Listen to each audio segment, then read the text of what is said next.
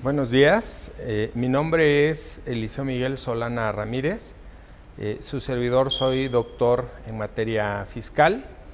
Mi experiencia prácticamente se ha desarrollado en este ámbito. Estuve trabajando para el Servicio de Administración Tributaria por aproximadamente 22 años. En esta ocasión, la Universidad Cuauhtémoc me permitió participar en este webinar y pues decidí hacerlo con un tema que considero es un tema especializado en materia fiscal y que creo que sus efectos aún no se perciben en el ambiente fiscal. El tema por el que optamos es hablar acerca de la reforma al Código Fiscal operada el 9 de diciembre de 2019 para entrar en vigor el 1 de enero de 2020. En esta modificación el código sufre diversas variaciones y pues para mí una de las más llamativas e importantes se encuentra en el artículo 5A de Código Fiscal y la adición de un título especial relativo a esquemas reportables. Este tema, digamos que tiene varios aspectos que tiene uno que correlacionar. Porque no es el artículo 5A no es un artículo digamos que actúe u opere prácticamente en el sistema fiscal de manera solitaria, vamos. Y el tema de esquemas reportables genera un nuevo tipo de personaje en la relación con el fisco, que son los asesores fiscales. Incluso se adiciona en el artículo 42 del Código Fiscal de la Federación, que es digamos, la norma que regula el cómo se llevan a cabo más bien que establece las facultades de comprobación que tiene la autoridad para comprobar el cumplimiento de las obligaciones fiscales. Adiciona ahí en ese artículo la figura del asesor fiscal y refiere una nueva fracción en donde ya se menciona que se puede practicar una visita domiciliaria a los asesores fiscales en particular. Entonces creo que va a ser una modificación de mucha trascendencia. Como antecedente de estas disposiciones que les estoy comentando, pues tenemos que su origen no está en la creatividad del legislador nacional. Estas reformas se introdujeron derivado de las recomendaciones que hace la Organización para la Cooperación y Desarrollo Económico, que es la OCDE. Aglutina más o menos 36 países, entre ellos México, y esta organización va haciendo propuestas a los países en la medida en que estas propuestas en teoría deben mejorar la situación de los países que forman parte de esta organización. Yo creo que desde el año de 2013, se hace una primera reforma al Código Fiscal de la Federación, en donde pues ya vienen una serie de cambios que han ido, digamos que paulatinamente, afectando la actividad de los sujetos a los que van dirigidos las normas fiscales. A partir de 2013 empezamos a hablar de la contabilidad por medios electrónicos, la imperatividad del buzón tributario, y nada de estas disposiciones que estoy mencionando, que se están transformando de 2013 hasta esta fecha, son hechos aislados. Digamos que esta organización para la cooperación y desarrollo económico, en sus diversas investigaciones que efectuó, encontró que hay una gran afectación al erario de los estados que forman parte de esta organización, derivado de planeaciones fiscales agresivas, y que, si bien es cierto que ellos no hablan de defraudación, sí hablan de elusión y afectación de la base del impuesto, ¿no? De la base de lo que sirve de la base que sirve para determinar los impuestos. Esa afectación la sufre el erario porque digamos que la ley prevé de manera normal la existencia de derechos para los contribuyentes. Estos derechos son, a manera de ejemplo, la deducción, el acreditamiento, digamos el diferimiento de pago, el tratamiento especial, por decir, de contribuyentes que se ubican en situaciones de tasa cero, el aprovechamiento de estímulos fiscales, en fin, una serie de medidas de carácter, de política fiscal que de alguna manera permiten a las empresas disminuir la carga del impuesto. Bueno, por esa razón creí de relevancia hablar de esta reforma y bueno, vamos a entrar en materia. Tengo una presentación muy breve y que iniciamos con el ciclo tributario de acuerdo con la visión que tiene la autoridad fiscal sobre pues cómo nace la relación entre el contribuyente y la autoridad. Este ciclo tributario inicia con la identificación del contribuyente. Digamos que estamos en una época en que estamos llenos de tecnología y esa tecnología funciona a través de sistemas. Hasta ahorita muy pocos sistemas se retroalimentan a sí mismos. Los sistemas que utiliza el Servicio de Administración Tributaria, aunque son muy avanzados, digamos que requieren de la información que los propios usuarios le proporcionan. En este caso, al hablar de usuarios, nos referimos a los contribuyentes. Esta relación inicia con la inscripción en el Registro Federal de Contribuyentes. Tenemos un régimen que le llaman de autodeterminación, y este régimen de autodeterminación implica que es el propio contribuyente, el propio interesado, el que va a acudir a la autoridad a manifestarle qué actividades va a llevar a cabo y en qué régimen se va a ubicar. Entonces, en base a esa información que proporciona el RFC, ahí proporciona su nombre, su domicilio, sus teléfonos, sus datos pues que le permiten ser contactado por la autoridad. También le manifiesta qué actividades va a llevar a cabo, si ya las está llevando a cabo, desde cuándo las está llevando a cabo. Y obviamente eso lo ubica en algún régimen fiscal. Hay un área dentro del Servicio de Administración Tributaria que es el área de servicios al contribuyente, que es la que le brinda, se supone, la atención a la empresa, al comerciante, a la persona física que va a registrarse.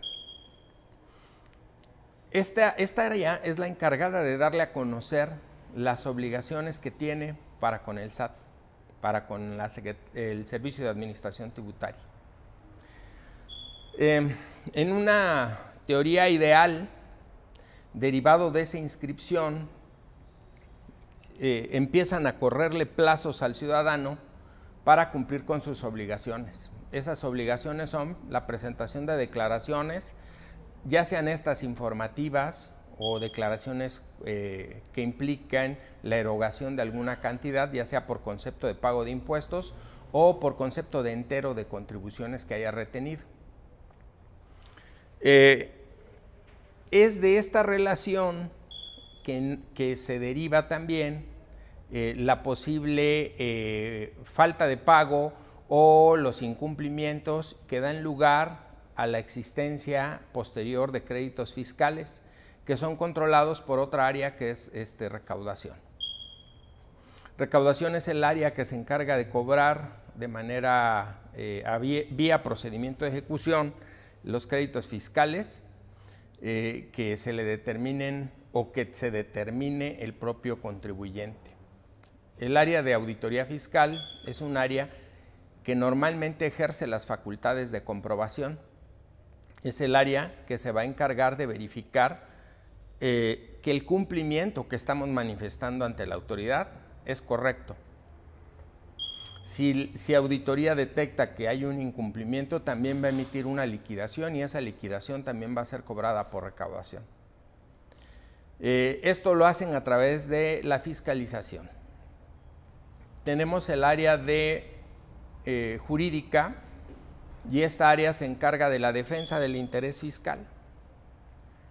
Y bueno, en algunas ocasiones toca que los contribuyentes se van a recursos, se van a juicio y el área que emite o resuelve estas situaciones es la Administración General Jurídica.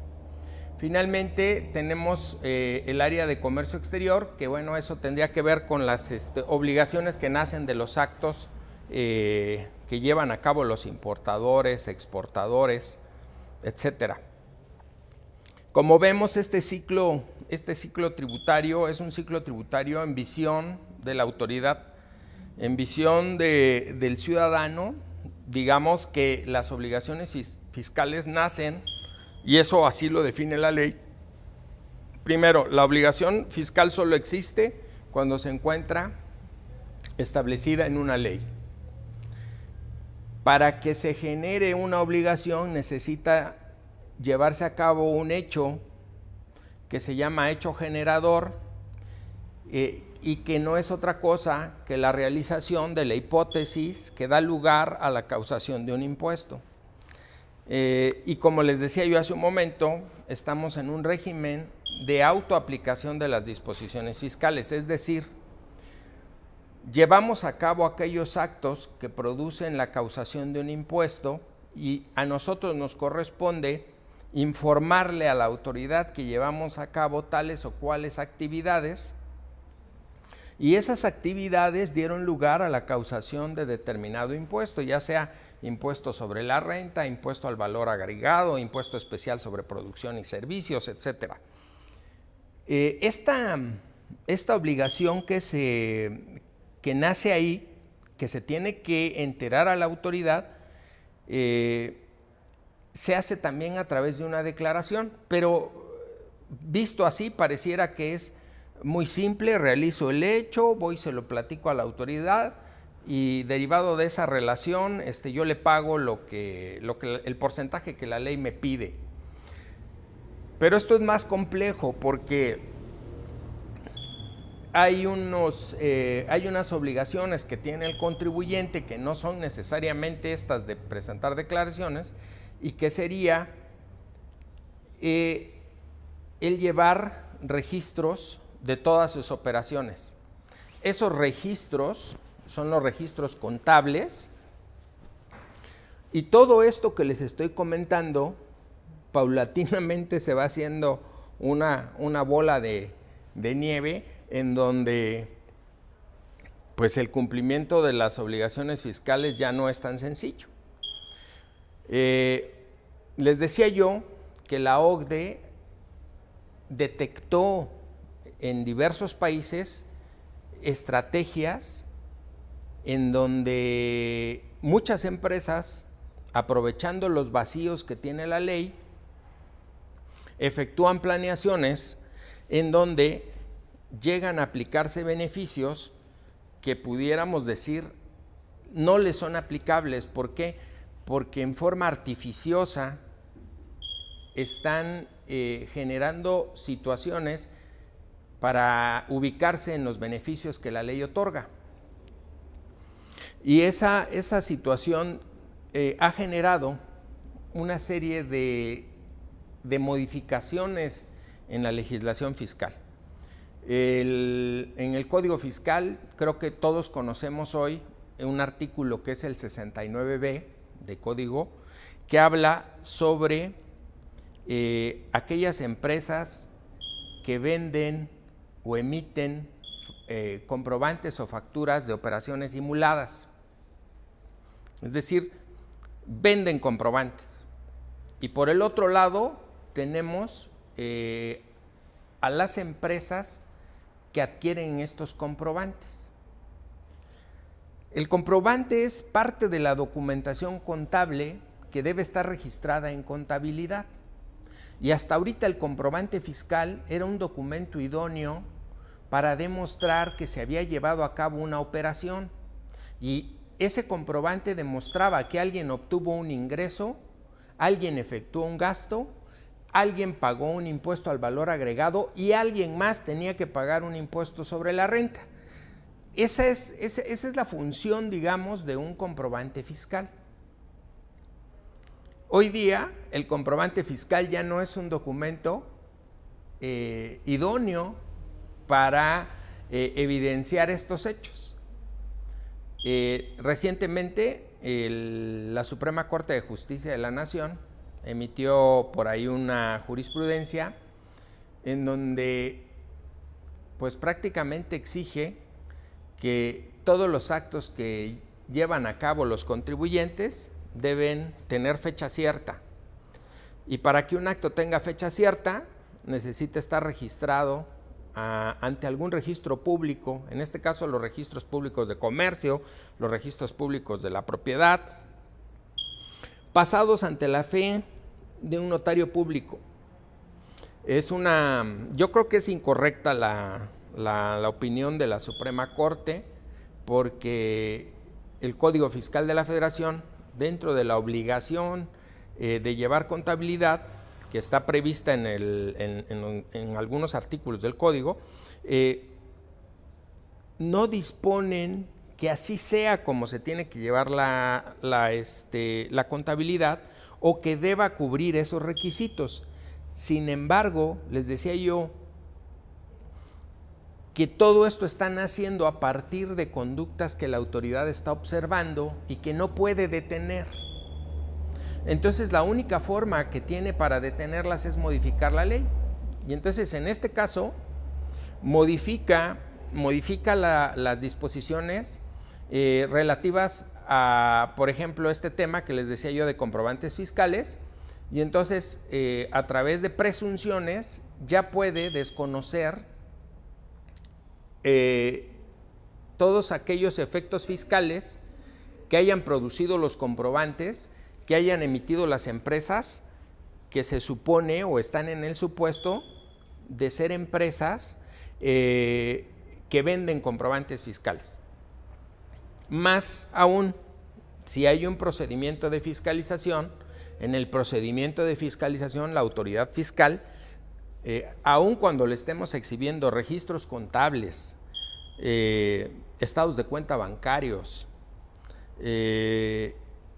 contratos, etcétera. Si la autoridad considera que todos estos actos son parte de una maquinación, pues no les va a dar valor. Y la única forma en que podemos asegurarnos que esto no ocurra, pues según la Suprema Corte, es pues prácticamente haciendo notariada toda la contabilidad.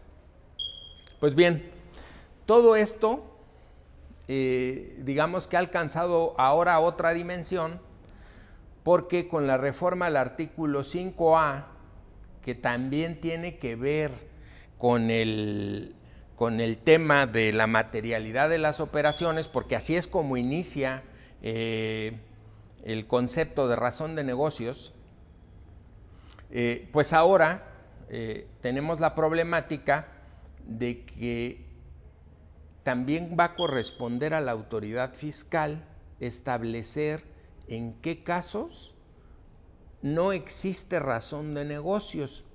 Les voy a decir que pasa algo muy curioso. Si uno ve el artículo 5A y revisa uno el Código Fiscal y revisa uno la ley del impuesto sobre la renta y revisa uno la ley del IVA, en ningún caso hay un concepto de lo que realmente es la razón de negocios. En este tema se me ocurrió iniciarlo hablando de la planeación fiscal como herramienta para aminorar la carga tributaria. Y para llegar a este punto, yo dije, bueno, si hablan de razón de negocios, estamos hablando de algo racional, de algo que tiene que ver con cómo concebimos las cosas.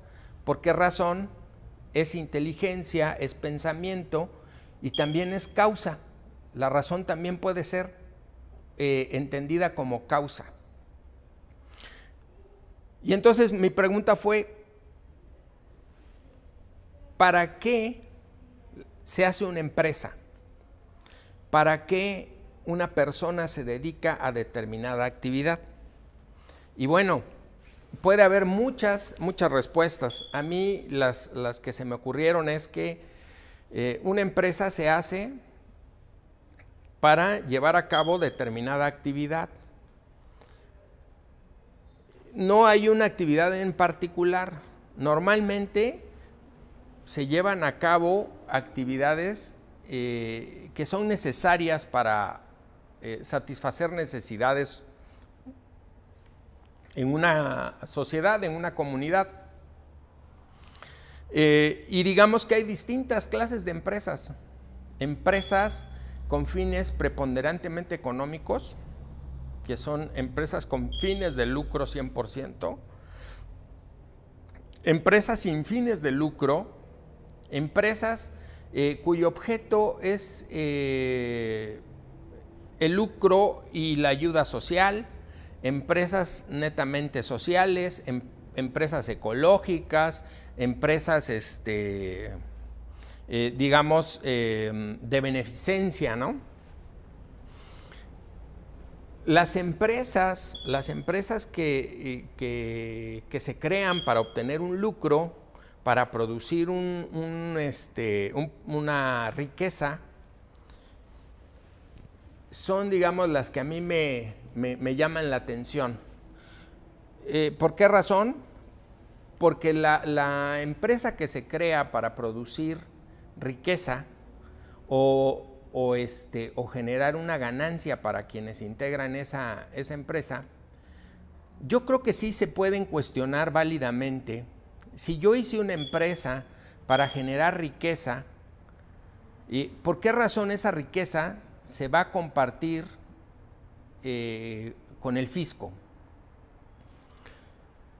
Y pues todos sabemos que el Estado tiene encargadas o encomendadas una serie de actividades como es la seguridad pública, la salud, la prestación de diversos servicios, desde una escuela, una calle, el agua, la luz. Y para llevar a cabo todas esas actividades requiere recursos.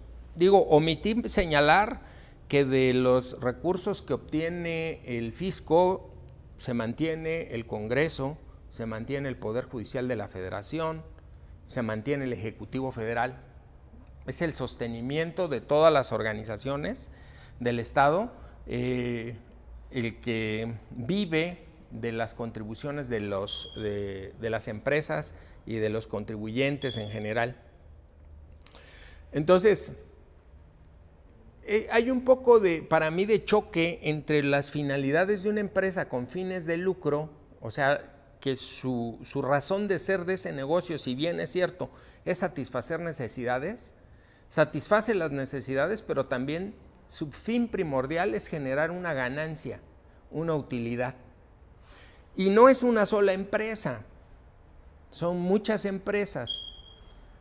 Entonces, cuando estamos hablando de que no estamos frente a una sola empresa, sino a cierta cantidad de empresas, vemos que existe una competencia. Esta competencia que existe entre las empresas puede consistir en la reducción, por ejemplo, del valor de los bienes que produce. ¿Para qué? Pues para que sean más accesibles al consumidor, para que yo tenga un mercado más grande en donde sea consumido lo que yo estoy produciendo. Y entonces se me ocurre también que en todo esto que hay de la ley de la oferta y la demanda, entre más produce una empresa, más puede vender y más puede ganar.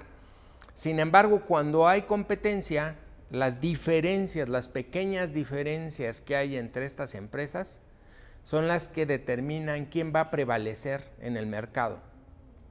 Y esta competencia a veces llega al punto de extinguir otras empresas. Y entonces también se me ocurre que los impuestos, porque para hablar de este tema, por eso les decía yo que hablábamos de la planeación fiscal como herramienta para aminorar la carga tributaria, digamos que al lado de esta necesidad de obtener recursos está la necesidad del Estado también de tener recursos. ¿Cómo los obtiene? A través de los contribuyentes.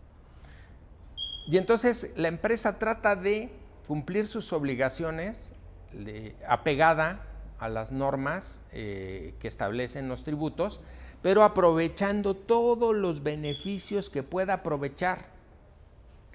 Son variados los beneficios que ofrece la ley, pero tienen un tope, ¿no? Siempre van a tener un tope. Y entonces el planeador fiscal, digamos, que siempre está buscando todos estos detalles que le permiten a una empresa ahorrarse o economizar en este tema. Porque este tema puede también determinar la sobrevivencia de una empresa. No tengo un ejemplo práctico, pero creo que todos sabemos que hay países que tienen producciones enormes y que son famosos por eso. China es un país que produce productos de toda índole. Y esos productos que se están generando llegan a nuestro país importados por empresarios de un sector, digamos el sector terciario que se dedica a la comercialización, y resulta que el producto que traen de China, comparado con el que se produce en México, es un producto mucho más barato. Ya no hablemos de la calidad, es un producto más barato. Y tenemos un empresario mexicano que produce lo mismo, pero derivado de las condiciones que tiene en el país y entre otras cosas los impuestos que tiene que pagar, las obligaciones laborales que tiene, etcétera. Su producto no puede competir contra este producto chino. Si el mercado se inunda, se da lo que se conoce como competencia desleal. Sin embargo, para cuando nos damos cuenta que hay competencia desleal, probablemente ya desaparecieron las empresas mexicanas. Entonces, ¿es relevante o no es relevante que una empresa haga una planeación fiscal? Una planeación fiscal que le asegure estar en condiciones de competir. Probablemente no lo consiga porque sus obligaciones, las obligaciones en determinados países que les llaman paraísos fiscales, pueden ser menores que las que existen en México. No obstante ello, yo sí creo que la planeación fiscal es una herramienta útil para las empresas. Y iniciaba yo con el punto de equilibrio, porque también el punto de equilibrio es una herramienta que le permite a la empresa conocer, cuando alcanza este punto de equilibrio, que ya está en condiciones de funcionar. ¿Por qué? Porque ya sus ingresos cubren perfectamente sus obligaciones. Es decir, la empresa es solvente y es rentable. Pero cualquier cambio puede afectar a una empresa, cualquier cambio. Bien, pues hablando de este tema de la planeación, tenemos que la planeación puede llevarnos a dos caminos. Uno que es la elusión fiscal y otro que es la defraudación fiscal. La defraudación fiscal evidentemente es un delito, es un fraude que se comete a la Hacienda. ¿Por qué? Pues porque se utilizan engaños, artificios.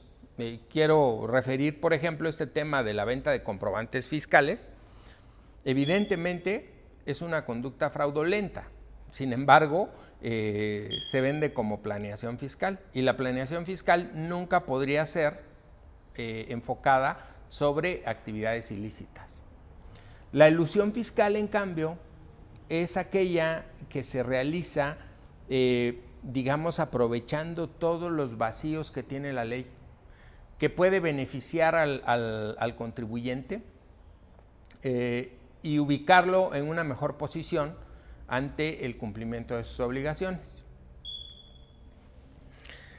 Pues bien, hoy tenemos que la razón de negocios para la que va a poder determinar la autoridad fiscal va a consistir en que prácticamente va a corresponder a la autoridad fiscal determinar en qué casos hay razón de negocios o no.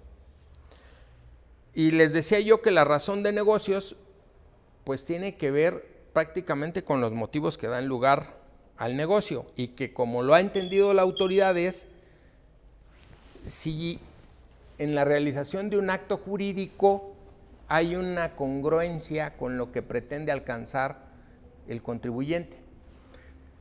Digamos que las empresas tienen como fin, les decía yo hace un momento,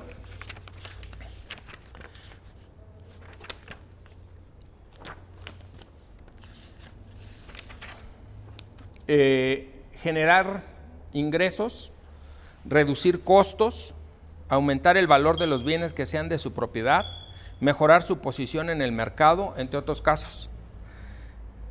A esto con la reforma se le conoce como beneficio económico razonablemente esperado. Y como beneficio fiscal se va a entender la reducción, la eliminación, diferimiento del pago de impuestos. Estos beneficios fiscales también incluyen deducciones, exenciones, no sujeciones, no reconocimiento de una ganancia, no reconocimiento de un ingreso acumulable, ajustes o ausencia de ajuste de la base imponible de la contribución, el acreditamiento de contribuciones, la recaracterización de un pago actividad, un cambio de régimen, entre otros. ¿Qué les puedo comentar acerca de la razón de negocios? Está el concepto, por un lado, de razón de negocios, que no es claro, porque no lo dan. En el artículo 5A no definen qué es la razón de negocios, sino simplemente están diciendo que la autoridad tiene la facultad de establecer cuándo no hay razón de negocios. Y cuando no hay razón de negocios, entonces se está facultando a la autoridad a presumir que hay una falta de materialidad en la operación y por esa causa, una de dos: no acepto los efectos fiscales que le diste al acto jurídico, o en su defecto te voy a determinar el beneficio que tú obtienes fiscalmente por la deducción, por el acreditamiento, etcétera, por lo que les comenté hace un momento. Esta situación también lleva a otros dos conceptos, que es el concepto de beneficio fiscal y el beneficio económico esperado. Sin embargo, ni juntando esas cuestiones podemos establecer qué es la razón de negocios. Hay jurisprudencia hay criterios que han definido lo que puede entenderse como razón de negocios, pero los propios órganos que han emitido estas jurisprudencias reconocen que no hay un concepto legal de razón de negocios. Puede ser que haya un concepto contable, puede ser que haya un concepto empresarial, pero incluso no va a ser compatible ese concepto con el tema fiscal. Finalmente, pasamos al tema de esquemas reportables, que está vinculado también a este artículo 5A, porque los esquemas reportables tienen que ver con las planeaciones fiscales.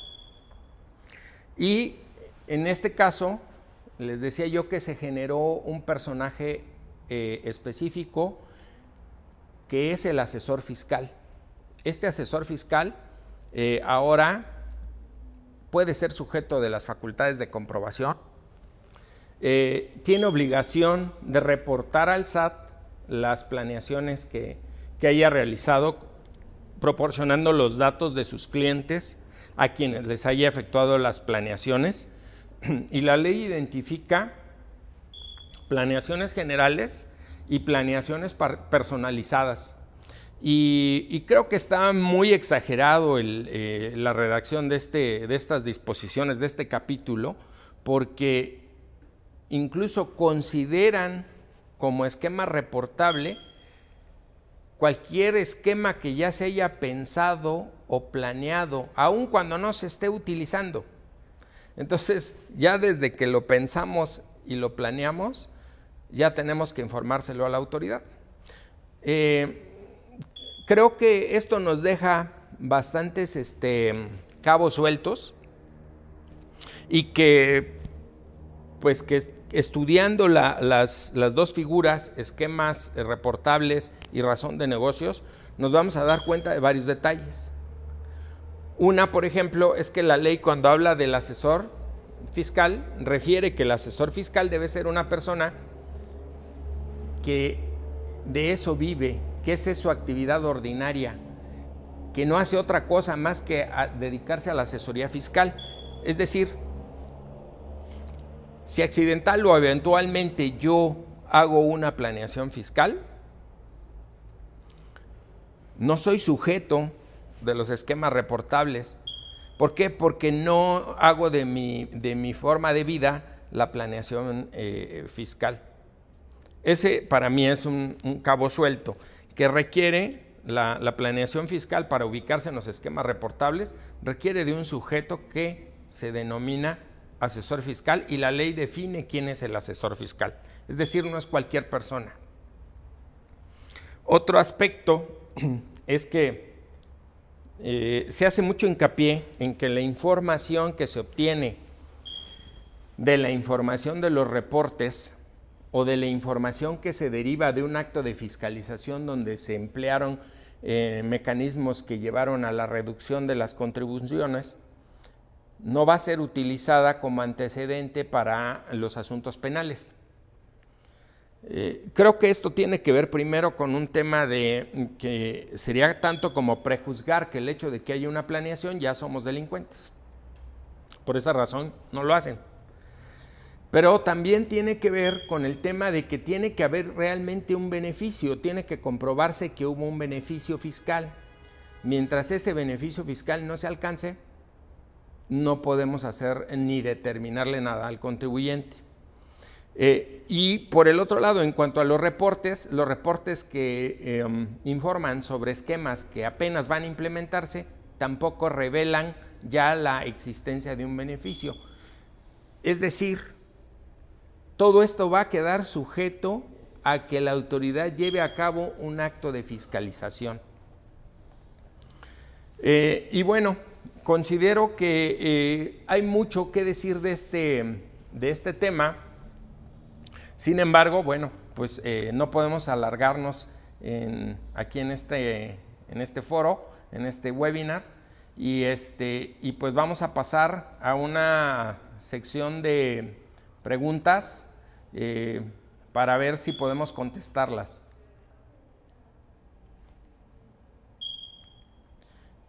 Bueno, tenemos una pregunta de Luis que nos dice si existe una definición legal de razón de negocios.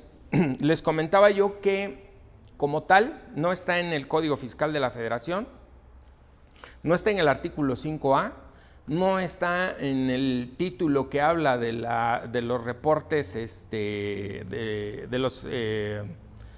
las operaciones que deben ser reportables, y digamos que lo que nos orienta en lo que es razón de negocios, pues pueden ser las jurisprudencias que ya se han emitido.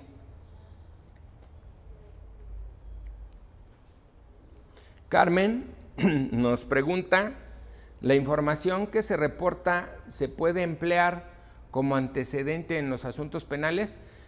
No, ya comentaba yo que específicamente se hace hincapié tanto en el artículo 5A como en el capítulo correspondiente a las operaciones que deben ser reportadas, la revelación de esquemas reportables. Hacen hincapié que esa información no puede ser utilizada como antecedente en los asuntos penales que formule el Servicio de Administración Tributaria o la Procuraduría Fiscal de la Federación. Ojo, hay una excepción, que son los delitos que tienen que ver con el artículo 113 y 113 bis, que está vinculado a los comprobantes fiscales de operaciones simuladas. Última pregunta. Araceli: alguien efectúa una asesoría fiscal de manera accidental, ¿por ese motivo ya tiene tal calidad? Les decía yo que no, que el artículo correspondiente, que es el 197 del Código Fiscal de la Federación, correspondiente a la revelación de esquemas reportables, dispone claramente quién es asesor fiscal, define quién tiene esa característica, y tiene esa característica quien hace de su ocupación ordinaria la asesoría fiscal. Es decir, lo hace todos los días, de eso vive. Por eso, cuando alguien accidentalmente u ocasionalmente da alguna asesoría fiscal, no cae en estos supuestos. Me despido agradeciéndoles a ustedes su atención. Agradezco a la universidad la oportunidad que me dio de participar en este webinar. Quedo a sus órdenes. Si desean mayor información, pueden hacerlo en inbox, en la página de Facebook. Y bueno, pues yo les voy a proporcionar mi correo electrónico. Es eliseosolana.abogado@gmail.com y mi número telefónico es 442-338-1027. Estoy a sus órdenes en esa dirección de correo y en ese teléfono, por si surgiera alguna duda con este tema que comentamos y que por obvias razones, por el tiempo, pues lo llevé un poquito atropellado. Les agradezco su atención. Muchas gracias.